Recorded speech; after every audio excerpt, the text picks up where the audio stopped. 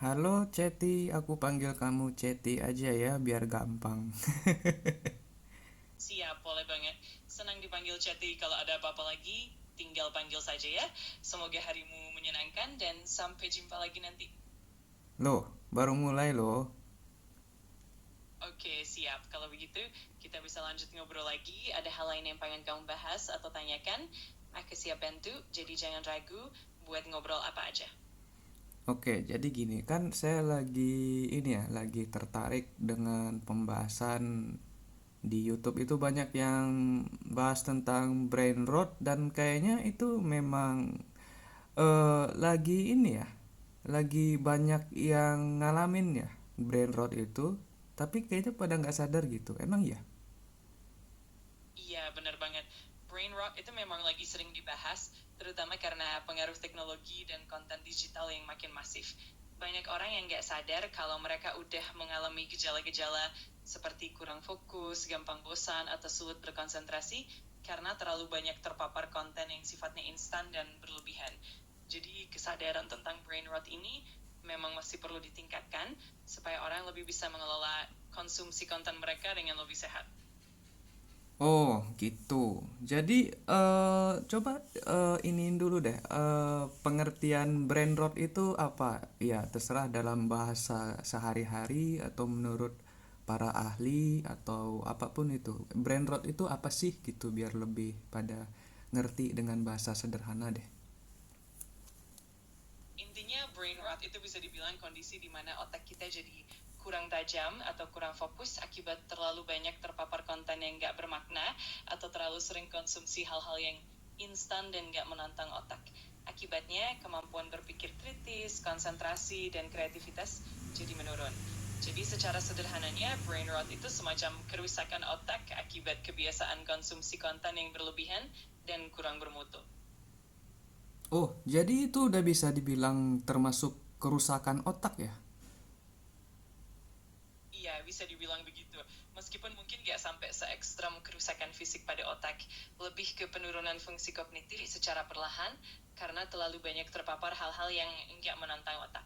Tapi dengan kesadaran dan pola konsumsi yang lebih sehat, tentu aja fungsi otak bisa dipulihkan dan ditingkatkan lagi. Bisa nurunin IQ gitu? Iya, secara nggak langsung bisa berpengaruh juga. Kalau otak terus-terusan terpapar konten yang nggak menantang, kemampuan berpikir kritis, daya ingat, dan konsentrasi bisa menurun, yang pada akhirnya berdampak pada performa kognitif secara keseluruhan. Jadi, meskipun mungkin nggak langsung menurunkan IQ dalam arti yang ekstrem, tapi dalam jangka panjang, efeknya tetap bisa signifikan. Gejala awalnya seperti apa? Gejala awal, tapi kebanyakan mungkin orang nggak sadar tuh gejala awalnya gimana. Betul, gejala awalnya seringkali subtle dan mudah terabaikan. Beberapa tanda awalnya bisa berupa kesulitan untuk fokus atau gampang terdistraksi, cepat merasa bosan, berkurangnya minat terhadap aktivitas yang menantang, atau bahkan penurunan produktivitas sehari-hari. Selain itu, kadang orang juga mulai merasa mudah lelah secara mental atau kehilangan motivasi untuk belajar hal-hal baru. Semua itu biasanya muncul pelan-pelan dan seringkali nggak disadari sampai kondisinya semakin parah. Berarti kalau kondisinya semakin parah, berarti ada gejala akut ya. Coba gejala akut gimana? Betul, kalau gejala akut biasanya dampaknya jadi lebih terasa dan mengganggu aktivitas sehari-hari. Contohnya, kemampuan konsentrasi yang sangat menurun, gampang lupa informasi penting, menurunnya produktivitas yang signifikan, bahkan bisa sampai merasa cemas atau stres berlebihan. Kadang juga muncul perasaan terisolasi atau kurangnya motivasi untuk melakukan hal-hal yang dulu disukai. Intinya, gejala akut ini bikin kualitas hidup sehari-hari terganggu secara signifikan. Bisa ini nggak? Bisa naik ke level gejala kronis nggak nantinya? Kalau misalkan ada gejala kronisnya gimana tuh? Bisa banget kalau gejala akutnya terus berlanjut dan nggak ditangani, lama-kelamaan bisa berkembang jadi gejala kronis. Gejala kronis ini biasanya lebih parah dan bertahan dalam jangka panjang. Contohnya penurunan kemampuan kognitif yang lebih signifikan, sulit untuk fokus dalam waktu lama, berkurangnya kreativitas, bahkan bisa sampai memengaruhi kesehatan mental seperti depresi atau kecemasan kronis. Jadi penting banget untuk mengenali gejala sejak dini dan mencoba untuk mengatasi sebelum berkembang lebih parah. Penyebabnya itu bisa termasuk ini nggak sih, kayak scroll TikTok, YouTube Short, terus Instagram Reels yang intinya durasinya itu eh singkat singkat kayak gitu.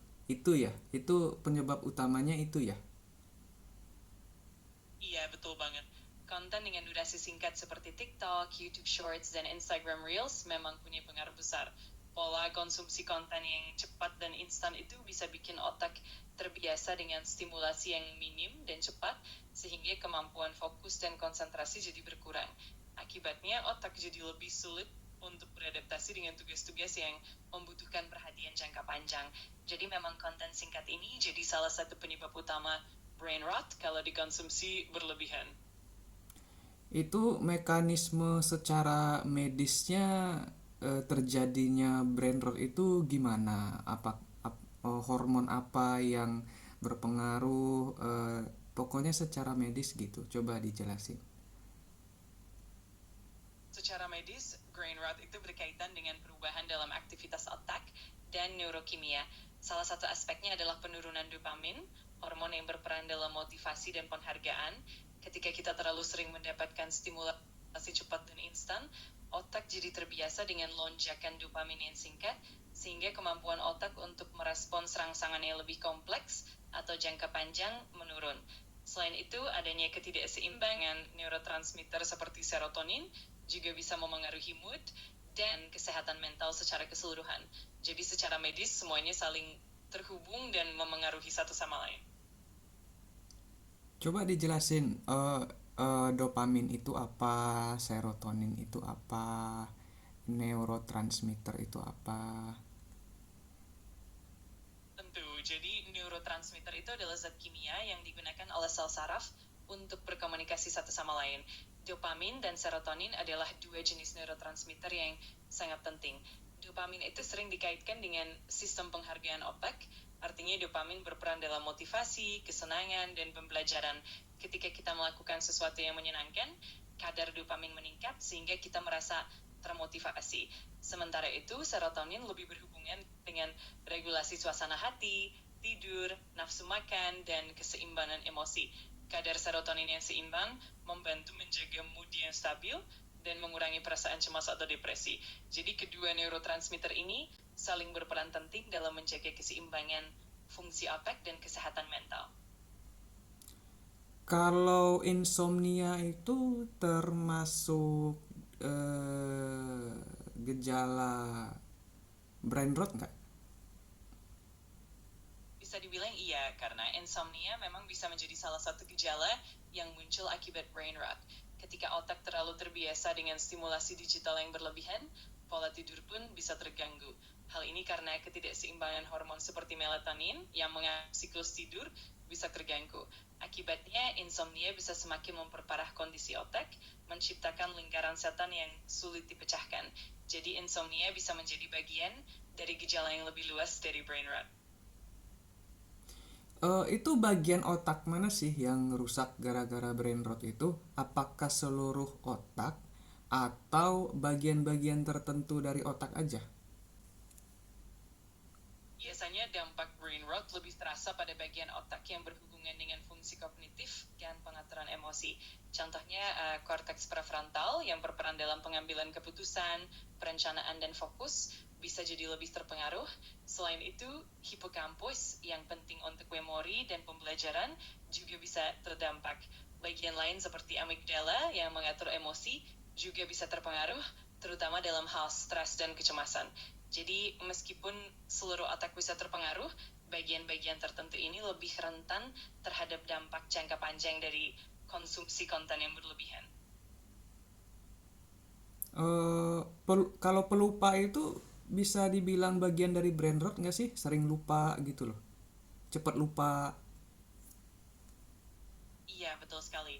Sering lupa atau penurunan daya ingat itu bisa menjadi salah satu tanda dari brain rot.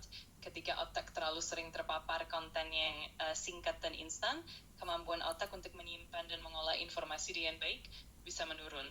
Akibatnya, kita jadi lebih gampang lupa hal-hal yang seharusnya mudah diingat. Jadi, penurunan daya ingat ini memang bisa menjadi bagian dari efek jangka panjang dari brain rot.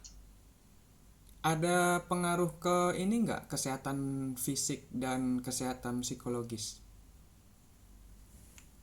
Tentu, pengaruhnya memang bisa meluas. Secara fisik, misalnya kurang tidur akibat brain rot bisa menyebabkan kelelahan, penurunan energi, bahkan gangguan pada sistem kekebalan tubuh.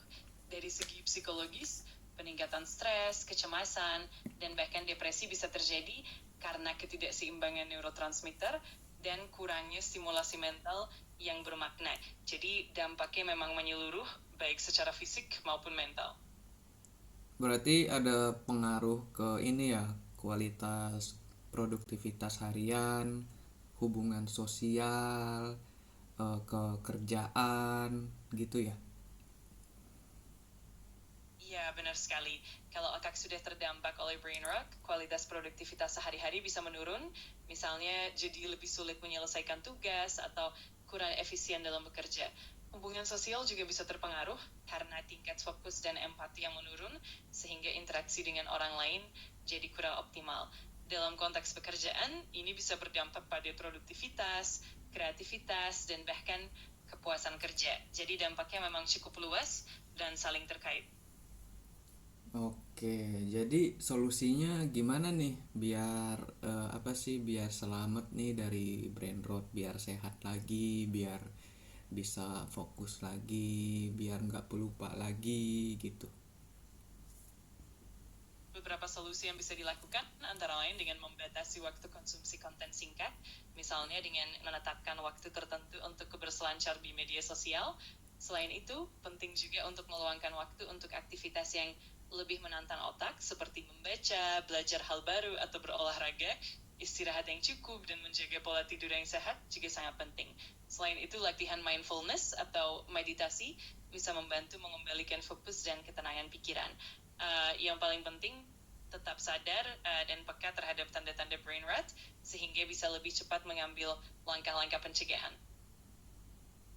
Oke, Ceti, thank you. Udah itu aja ya, untuk topik yang mau saya tanyain hari ini. Oke, sampai jumpa di lain waktu, Ceti. Kalau ada pertanyaan lain kapanpun, jangan ragu untuk menghubungi aku. Sampai jumpa lagi dan semoga harimu menyenangkan.